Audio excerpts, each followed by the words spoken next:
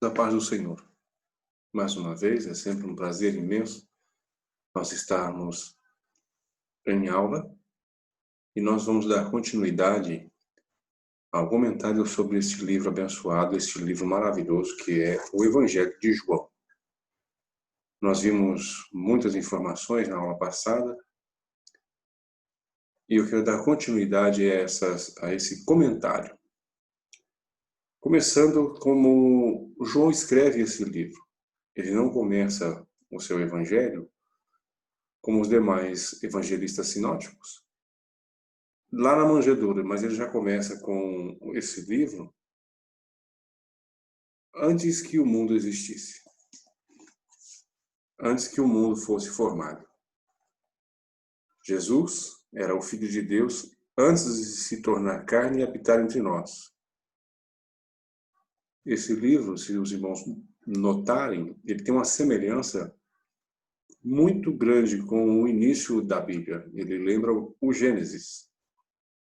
João começa o seu evangelho denominando Jesus de o Verbo. E mediante esse título de Cristo, João o apresenta como a palavra viva, a palavra que desceu do céu.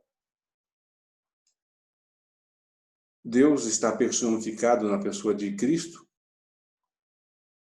e conforme o escritor aos Hebreus, capítulo 1, havendo Deus falado de muitas maneiras aos pais pelos profetas, nesses últimos tempos falou conosco através do seu Filho.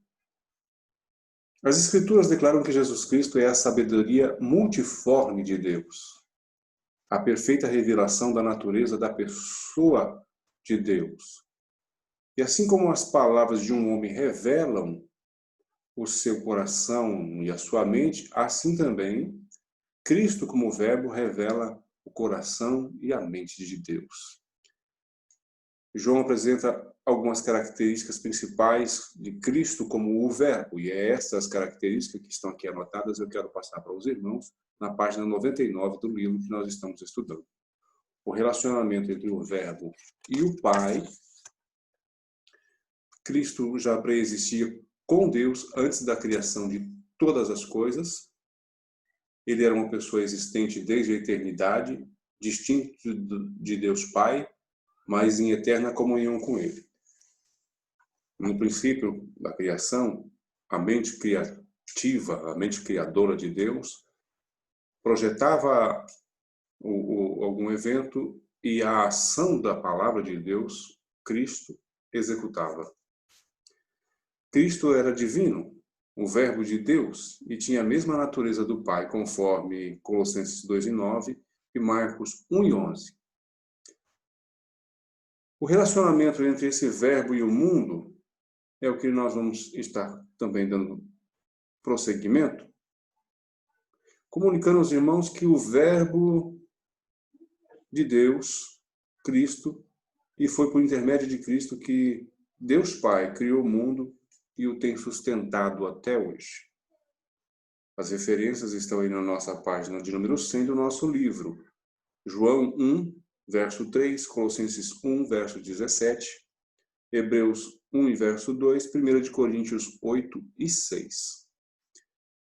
Já nesse relacionamento entre o Verbo e a humanidade, porque primeiro nós estamos vendo essa tríplice relacionamento do Verbo, com Deus Pai, com o mundo e com a humanidade. Com a humanidade, o Verbo se encarnou, João 1,14, assumiu a forma humana.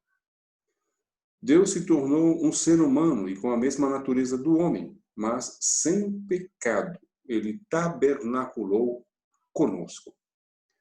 Cristo, conforme escreve Paulo aos Efésios, capítulo 4, ele se esvaziou de sua glória, assumindo a forma humana e sendo homem, ele foi obediente, assumindo essa condição de servo, e foi obediente até a morte e morte de cruz.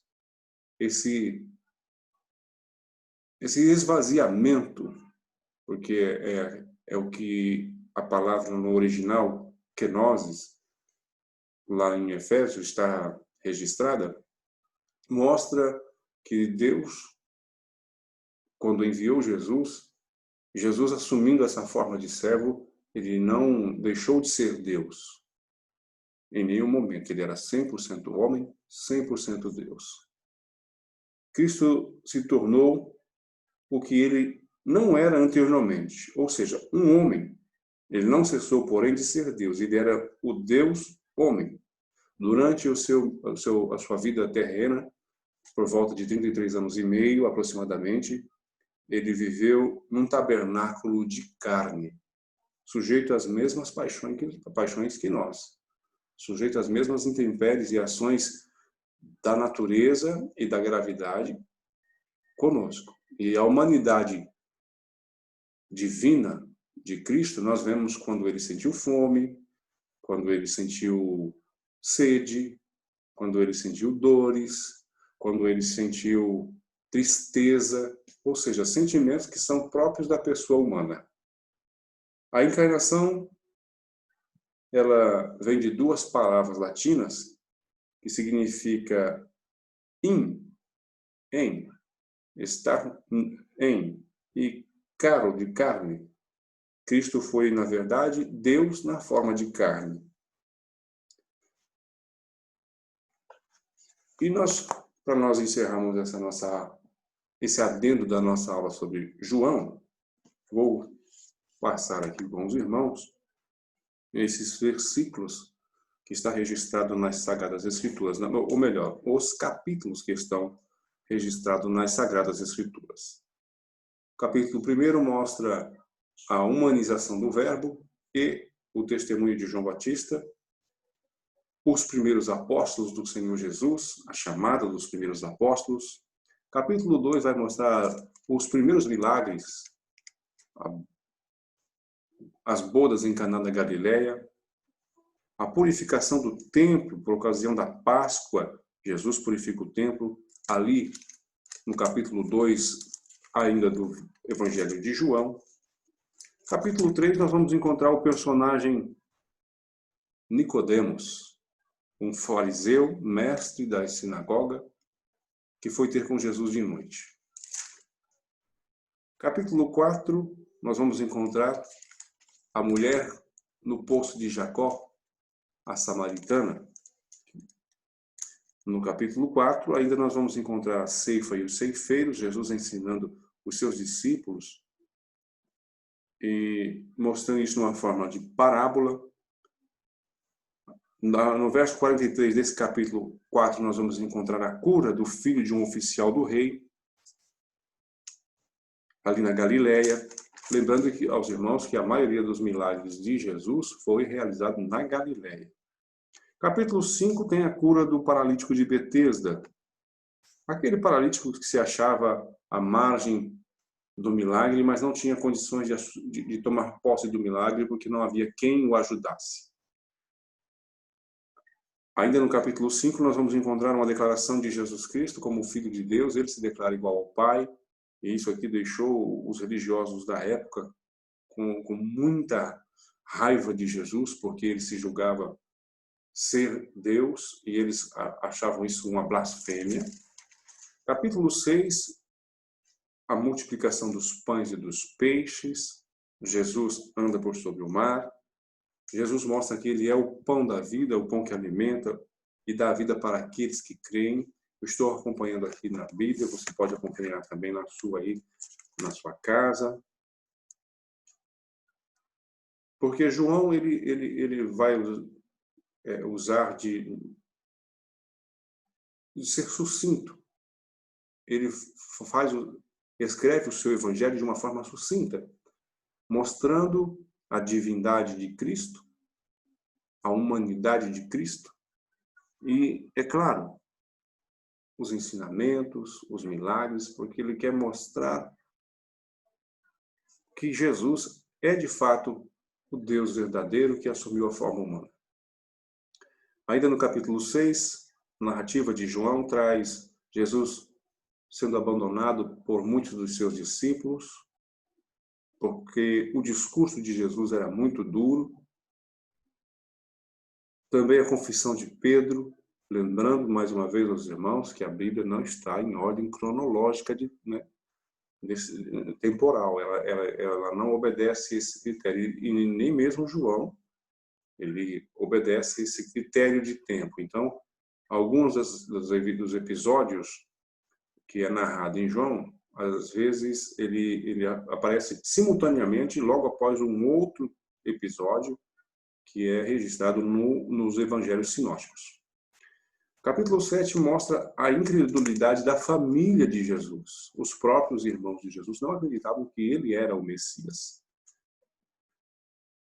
Neste capítulo de número 7 também tem, logo a seguir, a partir do verso 10, Jesus ensinando no templo, na festa dos tabernáculos, e dissensão entre os judeus. Os judeus tinham essa dissensão a respeito de Cristo. Porque nos tempos de Jesus, até mesmo antes do seu nascimento, já haviam outros que se julgavam ser o Messias. Lembram das palavras de Gamaliel? Sabe as palavras de Gamaliel? Quando disse que não seria sensato ao Sinédrio julgar e condenar Jesus, porque se de fato ele fosse quem ele dizia ser, eles estariam incorrendo e não contra os homens, mas estariam pecando contra Deus, porque essas são as palavras sábias de Gamaliel. No capítulo 8 de João, João narra aqui com exclusividade o episódio da mulher adúltera, quando os fariseus levam, para tentar o Senhor Jesus, levam só a mulher que foi pega em ato de adultério. Jesus fala sobre, mais uma vez, a sua missão e traz isso numa forma de discurso que ocupa todo o restante do capítulo 8 de João. O capítulo 9 mostra a cura de um cego de nascença, aquele homem que nasceu cego. E ele fez, através deste milagre, um ensinamento mostrando que Jesus, ele era a luz do mundo. E há um pensamento dentro dos teólogos que quando Jesus faz lodo, cospe no barro e passa no olho do cego para que ele pudesse ver, como Jesus fez o homem da massa da terra, do pó da terra, Jesus, quando mistura ali, isso é um pensamento teológico, viu, irmão? Isso não está na Bíblia. Não vá ensinar isso em cima de púlpito. Isso aqui é só para nós na nossa aula. Esse pensamento teológico diz que Jesus fez um outro globo ocular e colocou no olho do cego. Mas nós devemos ficar com a Bíblia. Sabe as palavras de Thomas Campbell, que diz que quando a Bíblia não fala, zíper na boca. A gente também não se fala. A gente só pode falar o que a Bíblia fala. Mas como é um pensamento teológico, eu trago para ilustrar essa passagem do capítulo 9 do Evangelho de João. Capítulo 10, Jesus se revelando como um bom pastor. E o Yahvé Roi, do Salmo 23. Também aparece nesse capítulo a festa da dedicação. Veja que Jesus gostava de festa. Festa de casamento, capítulo 2. Festa que nós vimos ainda há pouco no capítulo de número 6, a festa dos tabernáculos, 7, melhor dizendo, dos tabernáculos. E agora ele está na festa da dedicação. Festa da Páscoa. Jesus sempre estava nas festas. Capítulo 11 traz, por João, uma narrativa, um fato real, histórico, da ressurreição de Lázaro. Somente João menciona este fato. E, através deste milagre de Jesus na vida de Lázaro, a partir dali os fariseus formaram um conselho buscando algo para matar Jesus, porque irritou os fariseus. Jesus está já se encaminhando para a cruz, aqui a partir do capítulo 12. E para sua preparação, Maria, irmã de Lázaro, ela unge os pés de Jesus. E aqui traz a narrativa, no capítulo 12, logo imediato, a entrada triunfal de Jesus em Jerusalém. Os gregos que queriam ver a Jesus, lembra que os gregos buscam um homem perfeito? Buscam sabedoria?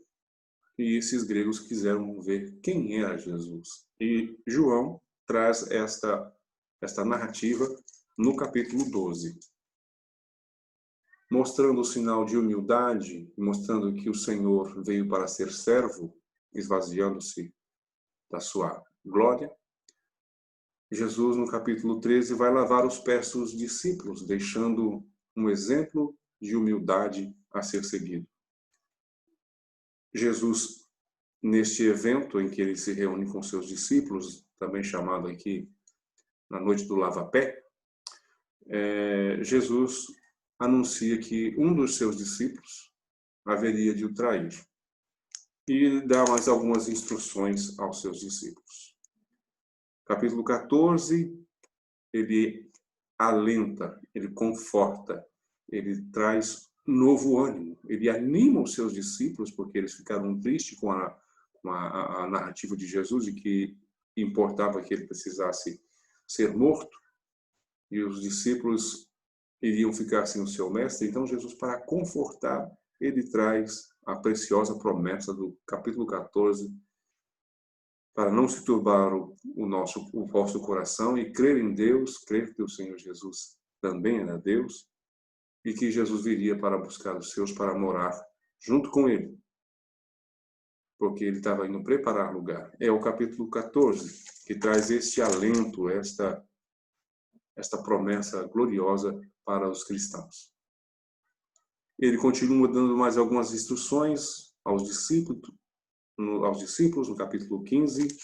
Nós vemos também a partir do capítulo, lembrando que a partir do capítulo 12 são instruções, são ensinamentos que Jesus está passando para os seus discípulos com esse objetivo: confortar, ensinar, educar, porque ele estava formando ganhadores de alma. Ele continua dando instruções no capítulo 15, 16. E no capítulo 17, a mais linda oração já realizada sobre a terra, a oração de Jesus no jardim do Getsêmani. É a chamada oração sacerdotal, onde Jesus intercede pelos seus discípulos, não somente os discípulos daquela época, daquela era, mas de todas as eras vindouras da igreja. Olha aí que a presciência de Jesus, ele orando pela sua igreja, orando por mim, orando por você que está aí, participando comigo desta aula. E João mostra de uma forma rápida que logo após esta oração, esse período de oração que Jesus se retirou para orar, surge a turba que veio o prender, e ele é preso ali no jardim do Getsêmani, no capítulo 18 do livro de João. Jesus é levado até o Sinédrio. Pedro e João acompanham Jesus até a casa do sumo sacerdote. Lembra? Era Caifás, o sumo sacerdote daquele ano. E ele foi até a casa de Anás, primeiramente, que era, com certeza, o chefe do Sinédrio. E o Sinédrio demanda em matá-lo. Jesus é levado perante Pilatos.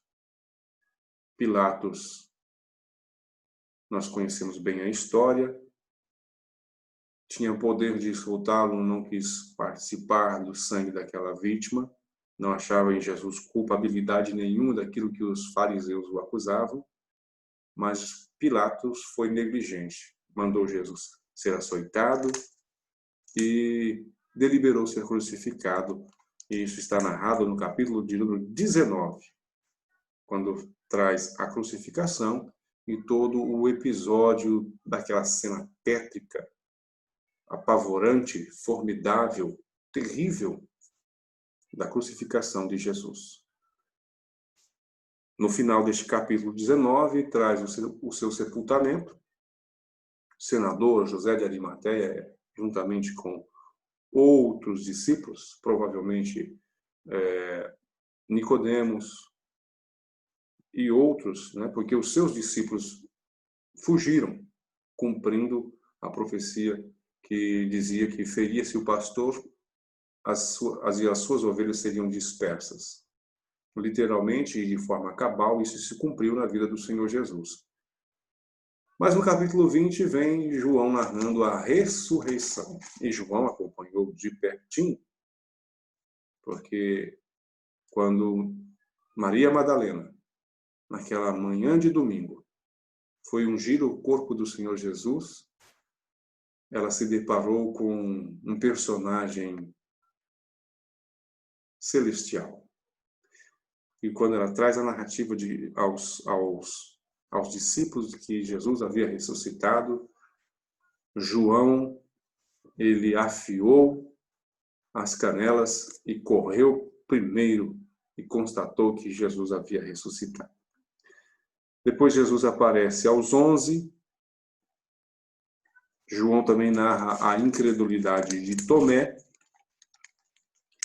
E João vai terminar o seu livro, o seu evangelho, narrando o episódio que aconteceu ali às margens do mar da Galileia, do mar de Tiberíades, onde Jesus disse que estaria, na região de Caná. E nossa aula termina, então, com este final apoteótico de João. João mostra o evento de Jesus ali, já ressuscitado, comendo com seus discípulos. E ele usa um superlativo no seu último versículo, e eu chamo a atenção de você, meu irmão, minha irmã, para esse superlativo que Jesus diz assim, olha, há porém ainda muitas outras coisas que Jesus fez, e se cada uma das quais fosse escrita, eu cuido que nem ainda o mundo todo poderia conter os livros que se escrevessem a seu respeito. E ele termina com o amém. E o amém é Jesus. Não se esqueça disso. Lembrando também a você, meu querido irmão, que nós fechamos hoje o Evangelho de João, o livro de João. No próximo dia 2, eu vou estar postando a última videoaula dessa disciplina, conforme o calendário especial de IDP. E eu vou estar enviando no grupo. E no final da última aula, eu vou passar as informações a respeito da prova, tá bom? Nossa próxima aula será Atos do Espírito Santo ou Atos dos Apóstolos. E logo após essa nossa última aula no dia 2, eu vou estar falando com os irmãos a respeito da prova, a respeito da nossa forma de avaliação dos nossos alunos. Meus irmãos, um grande abraço, a paz do Senhor, Deus abençoe a todos, fiquem com Deus. Deus vos abençoe.